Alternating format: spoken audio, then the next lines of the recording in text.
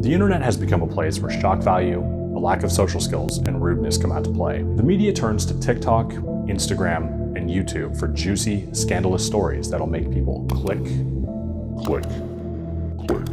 The more clicks, the more cash. The authenticity of the story is becoming increasingly irrelevant. Gone are the days of Walter Cronkite and honest, fair news reporting. Unfortunately, many media outlets aren't seeking unbiased truth. They're after divisive and inflammatory stories that will keep their viewers outraged. Is there a negative perception among the media and the general public that drivers are going to lie, cheat, and steal? I'll let you be the judge of that. Caught on video, a DoorDash driver snatching a dog during a delivery in Warren. Well, Slidell police, they have a message for one DoorDash delivery driver. DoorDash driver. An Uber Eats driver. DoorDash driver. A DoorDash delivery driver duping a customer. Surveillance video shows the driver appearing to stage a delivery in Coral Gables. He snaps a photo of the food before picking it up and putting it back in the car and then driving off.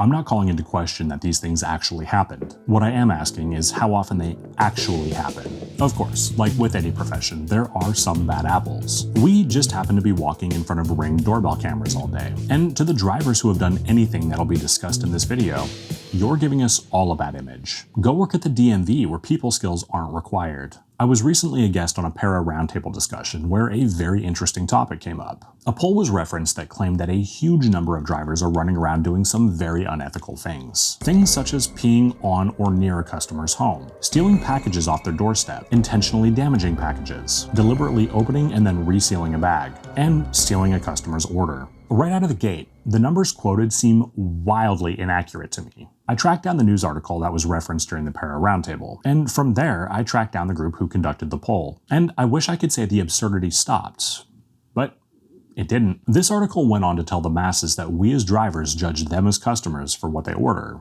and admittedly, we might, depending on what it is that they ordered. Now, this is obnoxious, but where it becomes problematic is the fact that this was picked up by several large media outlets, none of which that seem to probe into how they acquired this data. Personally, I think it's very irresponsible to say such inflammatory things about an entire group of people without giving any inkling on how the data was collected. I really have to wonder how they worded the questions to get the kind of responses they did. Depending on how you word a question, it can potentially change the answer. If I were to ask you if you've ever shit your pants, you're probably going to say no. However, if I were to ask you if you ever shit your pants when you were a baby, that's going to change your answer. All of a sudden, we have a remarkably high percentage of people who shit themselves. You see what I'm getting at here? Now, let's jump back to the poll. They said that they polled 564 delivery drivers. Out of that 564, food delivery drivers made up 69%. Due to the lack of transparency on how they acquired this data, I did what any rational millennial would do.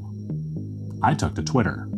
I reached out to both the author of the article as well as the group who conducted the poll for some answers, but unfortunately, as of the filming of this video, I haven't heard back.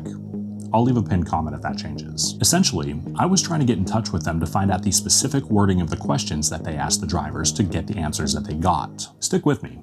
This is going to be fun. The way that this poll was conducted was on a case-by-case basis. Have you done this? Yes or no? Have you done that? Yes or no? According to their poll, 9% of drivers have reported taking a leak either on or near a customer's home. That's almost 1 in 10 of us. That could actually make for a fun game the next time you're waiting in a Chipotle lobby with a bunch of other drivers. You could play Guess the Pisser. But in all seriousness, due to the lack of transparency in this article, we're left to wonder how they measure the scientifically precise distance of near. I have multiple neighbors near me, many of which I've delivered to. I have to be careful. If I'm at home using my own bathroom, I might be included in that 9%. I'm sorry to give this section so much focus, I just find it absurd. Let's move on before somebody gets pissed.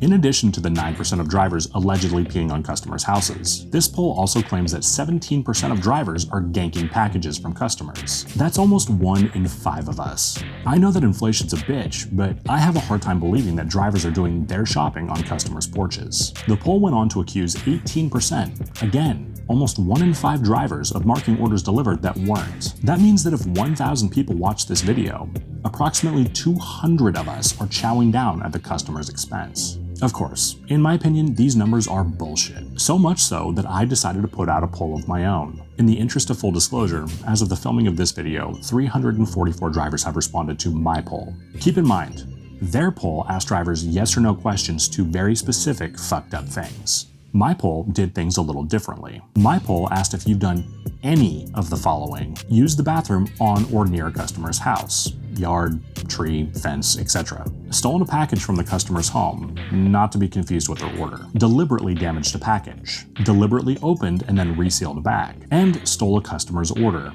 The results were shocking.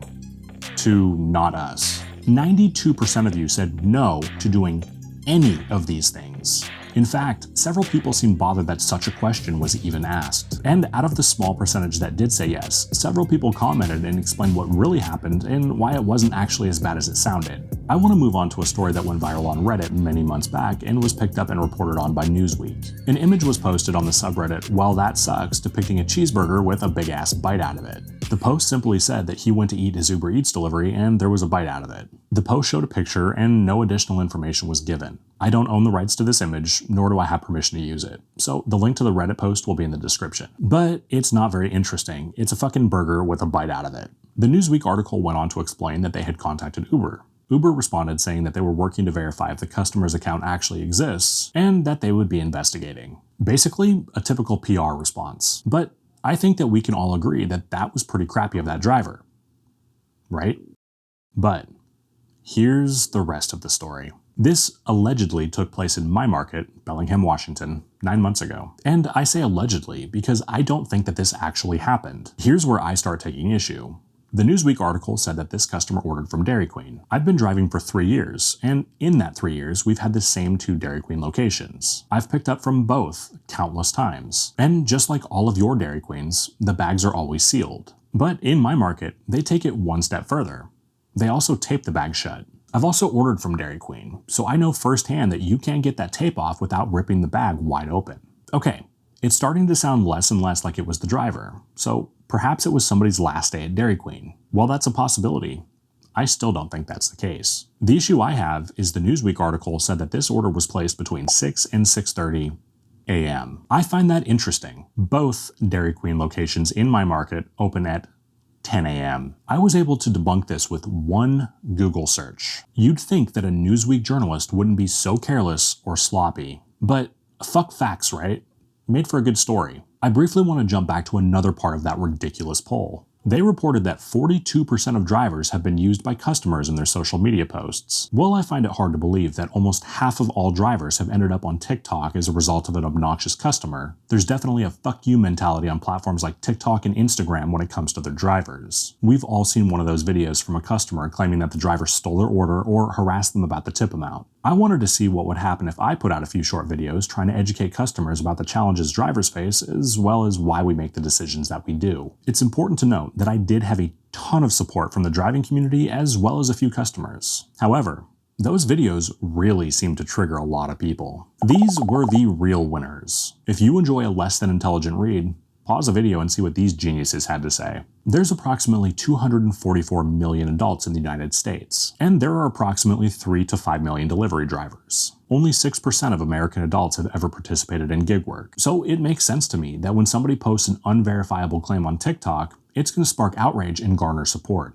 But I could respectfully turn around and speak facts and be told to get a real job, quit complaining, and to shut the fuck up and deliver the order. And to those of you who were that belittling, I'd like to thank you for the content, because it turns out driving isn't my only source of income. Again, I never accuse these people of being bright. In my opinion, both social media as well as the news media are portraying millions of dedicated, hardworking people as shady, criminal, or as social outcasts. To every driver watching this video who has never done anything referenced in that article, press that like button for me. And if you're up for it, please leave a comment explaining why you take pride in the work that you do. Well, that's going to about wrap up the video. If you haven't done so yet, please do consider pressing the like and subscribe button so you never miss news, tips, tricks, and ride-alongs with a healthy dose of humor. My name is Zach. Take care.